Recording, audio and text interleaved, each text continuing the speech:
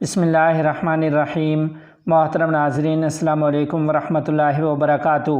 پاکستانی علماء کی سعودی سفارت خانہ میں حرم نبوی علی صاحب الصلاۃ والسلام کے امام سے ملاقات اور مولانا انوار الحق صاحب کی طرف سے حضرت شیخ کو اجازت حدیث۔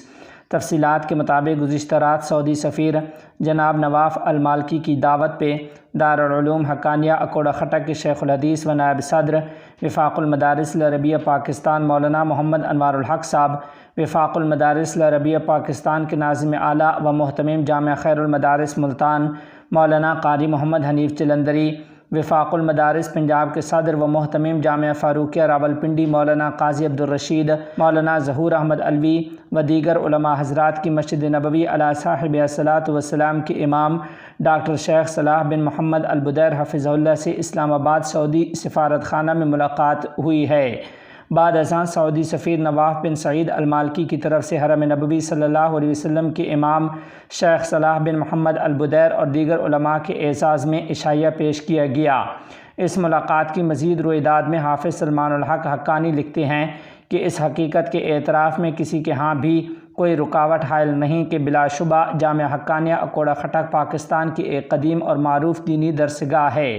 جو اپنی علمی و دینی خدمات کی بدولت اسلامی دنیا میں ایک منفرد مقام رکھتی ہے۔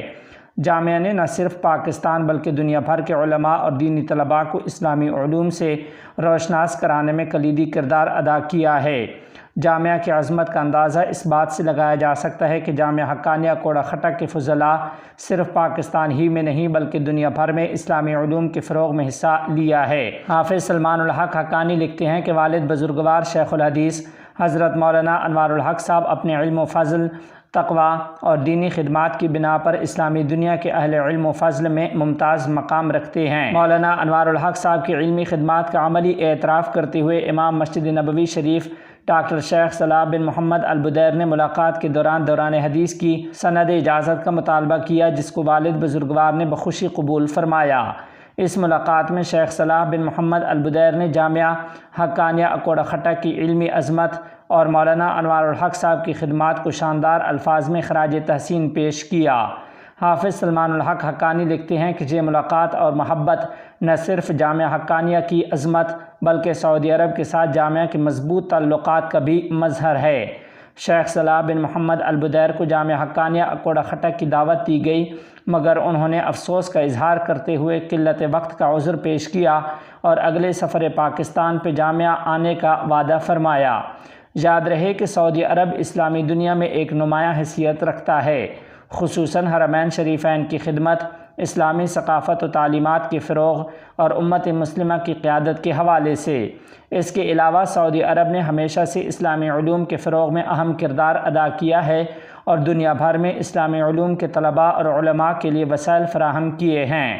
شیخ صلاح بن محمد البدیر حفظہ اللہ کا محتمم جامعہ حقانیہ اکوڑہ خٹک سے حدیث کی اجازت حاصل کرنا اس بات کی گواہی ہے کہ سعودی عرب نہ صرف اسلامی علوم کی قدر کرتا ہے بلکہ اس کے فروغ کے لیے عملی اقدامات بھی کرتا ہے۔ اس ملاقات میں مولانا انوار الحق صاحب کی طرف سے شیخ صلاح بن محمد البدیر کو شہد کا تحفہ بھی پیش کیا گیا۔